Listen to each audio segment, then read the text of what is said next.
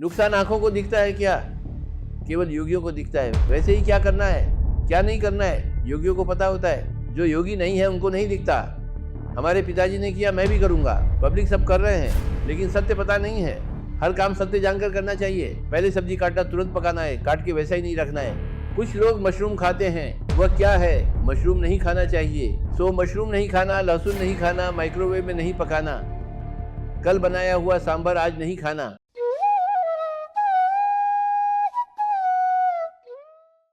Pyramid meditation channel के सभी दर्शकों को मेरा नमस्कार।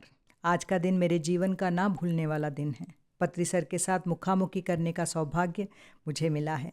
Thank you very much sir. मेरा भी सौभाग्य है। आपके प्रश्नों का समाधान दे पाऊंगा कि नहीं? सर, आपने सभी को बताया कि सात्विक आहार ही लेना है, मेडिटेटर के हाथ का बनाया हुआ खाना ही खाना है। इसे थोड़ा विस्तार से बताइए सर। भोजन जीवन में एक मुख्य विषय है। मुंह में जो जाता है वही शरीर का निर्माण करता है। मन में जो जाता है वही मन का निर्माण करता है। हम जो देखते हैं, जो सुनते हैं, वो मन का निर्माण करता है। जो खाते हैं वो शरीर का निर्माण करता है। मन भी शरीर का निर्माण करता है। शरीर भी मन को प्रभावित करता है। ये सब मिलकर एक बड़ा सिस्टम होता है। इसे बॉडी माइंड सिस्टम कहते हैं। शरीर अलग, मन अलग नहीं है। दोनों मिलाए तो जैसे एक रोड है, एक तरफ शरीर है तो एक तरफ मन है। शरीर मन को प्रभावित करता है, मन शरीर को प्रभावित करता है। इसलिए मुंह में क्या डालना है बहुत सोचना चाहिए।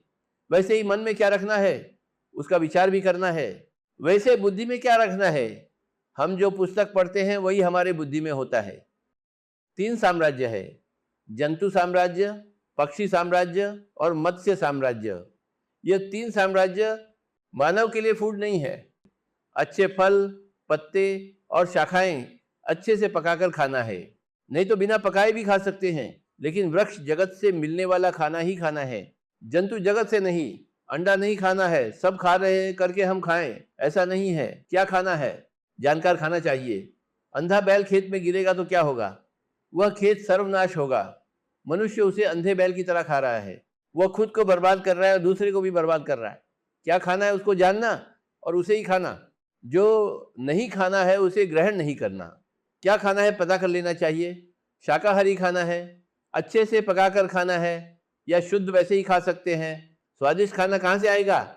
अच्छा खाना बनाने वाले के हाथ का खाना है। फॉर एग्जाम्पल, मेरी माताजी बेस्ट खाना बनाती थी। उनके हाथ का खाना खाने के बाद कहीं भी खाने का मन नहीं करता, उतना स्वाद होता था। वो स्वाद आत्मा को छू जाता है। वो भोजन पेट को भरता है। हम पेट और आत्मा है। आत्मा को स्वाद चाहिए, पेट को स्वाद की जरूरत नहीं है। पेट को इतना खाना चाहिए वो कैसे भी हो, लेकिन आत्मा को स्वाद चाहिए। हम शरीर प्लस आत्मा है, जीवात्मा। इसीलिए स्वादिष्ट भोजन चाहिए, तब आत्मा तृप्त होती है। इतना खाना दिए तो पेट तृप्त हो जाता है, भूख मिटती है। सिर्फ पेट का भूख मिटा दिया तो आत्मा की भूख नहीं मिटती। भोजन करते समय अच्छे से आत्मा की भूख मिटनी चाहिए। मांस खाने वाला व्यक्ति अगर शाकाहारी खाना भी बनाता है तो उसमें स्वाद नहीं होगा।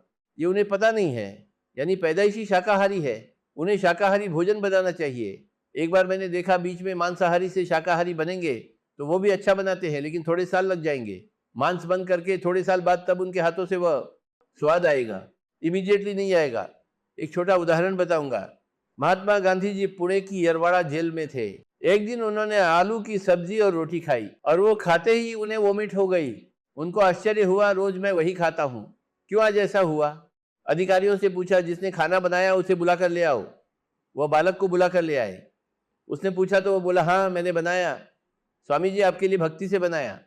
ठीक है, आपका बैकग्राउंड क्या है? पूछा, रोज आप ही बनाते हो? नहीं, रोज बनाने वाला छुट्टी लिया, इसीलिए मुझे करना पड़ा। कितने भक्ति के साथ बनाया। वो एक चोर हत्यारा था, वो मांस खाने वाला, उसने भोजन बनाया, इसीलिए उसकी गंध उसे भोजन में आया। ये उन्होंने खाया, इनका शुद्ध सात्विक शरीर है, वो खाना सूर नहीं हुआ और बाहर आ गया। इसका मतलब भोजन तो आलू की सब्जी रोटी शाकाहारी है, लेकिन किसने बनाया ये बहुत महत्वपूर्ण है। शाकाहारी ही पकाना है। शाकाहारी में भी 2 है, एक शाकाहारी और दूसरा शाकाहारी प्लस महान ध्यानी। ध्यान यानी आत्मज्ञानी, यानी कि सभी को अच्छा करने वाला, उद्देश्य रखने वाला, प्रेम से देने वाला, प्रेम से पकाने वाला। उसी में स्वाद आता है। इसीलिए मैं हर घर में मैं ही पकाता हूँ, ये मेरी जिम्मेदारी है। मेरे हाथ का बनाया हुआ आलू की सब्जी बहुत स्वादिष्ट होता है, एनर्जी होता है। मैं बहुत सिंपल खाना बनाता हूँ। आलू को तेल में डालते हैं, थोड़ा नमक, थोड़ा मिर्ची डालते हैं, बस इतना ही, उसमें कोई टेक्नोलॉजी नहीं रहता, लेकिन उसमें स्वाद होता है। क्यों होता है? क्योंकि मैं एक अतज्ञानी हूँ, मैं एक ध्यानी हूँ और सबको स्वादिष्ट खाना खिलाऊं, ये उद्देश्य रखता हूँ। अद्भुत सर, बहुत अच्छा क्लैरिटी दिया आपने। आत्मज्ञानी ही खाना पकाना है। ध्यान में बहुत से लोग शाकाहारी ही ले रहे हैं, लेकिन कहते हैं कि हमें जागरूकता नहीं आई, अभी भी लहसुन यूज़ कर रहे हैं। इसके बारे में बताइए। ये शर्ट है, कोई ना कोई तो इसको बुना होगा, नहीं बुना क्या? यानी जिसने भी बुना है उसका एनर्जी इसमें है, सृष्टिकर्ता का एनर्जी इसमें होगा कि नहीं? सृष्टिकर्ता की शक्ति सृष्टि में होती है, ये पॉइंट है। गांधी जी के विषय में कौन सृष्टि करता है? जिसने आलू की सब्जी और रोटी बनाया उसकी एनर्जी उसमें है, वो गांधी जी पचा नहीं पाए। सृष्टिकर्ता की एनर्जी शक्ति सृष्टि में होती है। यानी ये आलू टमाटर किसने बनाया बताइए? तैयार किए बिना आता है क्या? किसी ने तो तैयार किया तो ही वो आया। तैयार करने वालों को सृष्टिकता कहते हैं। जिसने तैयार किया उनकी एनर्जी होगी या नहीं उस खाने में? लहसुन इस उद्देश्य से उगाया गया कि शाकाहारी को मांसाहार की ओर ले जाने के लिए ऐसे लोगों से सृष्टि करवाया गया। यानी कि जो इसे खाते हैं वो जल्द मांसाहार की तरफ जाते हैं, इसीलिए लहसुन नहीं। पिरामिड मास्टर्स मुख्यतः लहसुन से परहेज करते हैं ताकि ध्यान और जागरूकता की अवस्था बनी रहे। Wonderful sir. और एक बात, मॉडर्न टेक्नोलॉजी आने के बाद माइक्रोवेव ज़्यादा उपयोग में आ रहा है, इसके बारे में बताइए।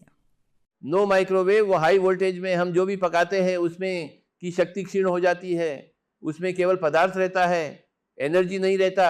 जैसे शव में मैटर है लेकिन एनर्जी है क्या? उसमें एनर्जी बाहर निकल गया। शव में पूरे अंग है लेकिन उसमें एनर्जी है क्या? माइक्रोवेव में उसे पकाएंगे तो वो पूरा शव बन जाता है, उसमें एनर्जी नहीं होती। इसीलिए माइक्रोवेव का उपयोग कभी नहीं करना चाहिए। वैसे ही अमेरिका में देखा, फ्रिज से सांभर लेकर आए थे। सांभर कब बनाया पूछे तो बताया पिछले साल बनाया बोला। यानी पिछले साल बनाया हुआ फ्रिज में रखकर इस साल में परोस रहे हो, ये वर्जित है। जब का तब बनाना चाहिए, गरम गरम खाना चाहिए, जब बनाया है तभी ताज़ी खाना चाहिए। इसी में और बात आती है सर, कुछ लोग हमें सुबह समय नहीं रहता कहकर पहले दिन ही सब्जी काट कर रखते हैं। वे कहते हैं अगर पहले ही कट करने से क्या नष्ट होगा? कट नहीं करना है, फ्रेश कट करना है। नुकसान आंखों को दिखता है क्या? केवल योगियों को दिखता है, आपको नहीं दिखता है। मरे हुए लोग किसे दिखते हैं? योगियों को। वैसे ही क्या करना है क्या नहीं करना है योगियों को पता होता है, जो योगी नहीं है उनको नहीं दिखता। हमारे पिताजी ने किया मैं भी करूंगा, मेरी माताजी ने किया मैं भी करूंगी, वैसे ही रहेंगे। पब्लिक सब कर रहे हैं लेकिन सत्य पता नहीं है। हर काम सत्य जानकर करना चाहिए। जब तुम खाना बना रहे हो, पकाने के 15 मिनट पहले सब्जी काटना, तुरंत पकाना है। कुछ लोग मशरूम खाते हैं, वो क्या है? क्योंकि उसमें फोटोसिंथेसिस नहीं होता है, एनर्जी नहीं है। हरापन होने से ही सूर्य रश्मि ग्रहण करके फूड बनता है। मशरूम प्लांट नहीं है, वो फंगस है। It's not a plant. So mushroom नहीं खाना, लहसुन नहीं खाना, माइक्रोवेव में नहीं पकाना, कल बनाया हुआ सांभर आज नहीं खाना, फ्रेश से गरम गरम खाना। जितना संभव हो आत्मज्ञानी ही पकाना चाहिए। यदि ना हो तो जिसने भी बनाया हो खाना है, वो अलग बात है। जब हो सकता है, जब चॉइस है, हर एक को खाना बनाना सीखना चाहिए। हर एक को खाना बनाना सीखना चाहिए, हर एक को ड्राइविंग सीखना चाहिए, हर एक को कंप्यूटर सीखना होगा। ये सब कंपलसरी है, बेसिक थिंग सीखना है। तेलुगु लोगों को मराठी सीखना ज़रूरी नहीं, मराठी को तेलुगु सिखाना ज़रूरी नहीं, लेकिन हर एक को खाना बनाना सीखना है। तो हाथ से खाने से एनर्जी ज़्यादा आती है। आपके हाथों में जितनी एनर्जी है वो पूरी खाने में चली जाती है। आप वही एनर्जी खाओगे। अच्छे से नीट से खाना है, थाली में कुछ भी बचना नहीं चाहिए, जितना चाहिए उतना डलवाना है, वेस्ट नहीं करना, अन्य का एक दाना नीचे नहीं गिरना। कुछ लोग क्या करते हैं कि सांभर डालते समय बूंद नीचे गिराते हैं, मुझे बहुत गुस्सा आता है। खाना परोसना एक कला है, खाना खाना भी एक कला है, और खाना बनाना उससे भी बड़ी कला है। केले के पत्ते में खाना कितना अच्छा होता है ना? हमें आने वाले विचार इंट्यूशन द्वारा आ रहे हैं या मन द्वारा आ रहे हैं, ये कैसे पता कर सकते हैं? कुछ विचार हमें बाहर से आते हैं, कुछ विचार हम उत्पन्न करते हैं, मन उसे रिसीव करता है, उसे क्रिएट भी करता है। 90% विचार हमें आते हैं, 10% हम क्रिएट करते हैं। एक रेडियो है, रेडियो स्टेशन ऑन करते हैं तब तरंगे होती है, हम जो लगाते हैं उसे पकड़ लेता है। सभी तरंगे मौजूद है लेकिन हमें आंखों से नहीं दिखता है, लेकिन रेडियो ट्यून करेंगे, जब जो स्टेशन चाहिए वो स्टेशन कैच करता है। यानी सभी विचार है, हमारा मन जिस पे दृष्टि लगता है उसे विचार को हम पकड़ लेते हैं, उसमें उन्नति करते हैं। यद भावम तद्भवति। हमें जो चाहिए वो हमें मिलता है। सर, आखिरी में परफेक्ट पिरामिड मास्टर के लक्षण बताइए।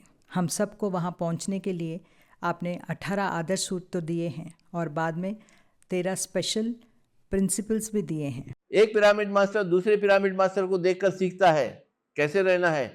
मतलब हर समय विनम्रता से रहना, हर समय सीखते रहना चाहिए, हर समय सेवा भाव में रहना, हर पल समय का उपयोग करते रहना, हर समय साफ सुथरा से रहना है, हमेशा घुल मिलकर रहना है, हर समय सबको साथ लेकर चलना, सबसे अलग रहना नहीं। इसका मतलब वो पिरामिड मास्टर नहीं है। साथ रहने से सुख मिलता है और साथ रहने की कला ही पिरामिड मास्टर की कला है। बच्चों के साथ बच्चे जैसा रहना, बड़ों के साथ बड़े जैसा रहना, युवाओं में युवा जैसा रहना, पंडितों में पंडित जैसा रहना, योगियों में योगी जैसा रहना चाहिए। वो है पिरामिड मास्टर। वंडरफुल सर, ये सब ज़रूर आचरण करने का प्रयत्न करेंगे। आखिरी में हर एक पिरामिड मास्टर सोचता है कि वह आपके लिए बहुत स्पेशल है। आप भी उनके साथ ऐसे ही व्यवहार करते हैं। Everybody is special, you are also very very special for me. आपके हाथ का बनाया हुआ खाना बहुत ही स्वादिष्ट होता है। Thank you very much sir.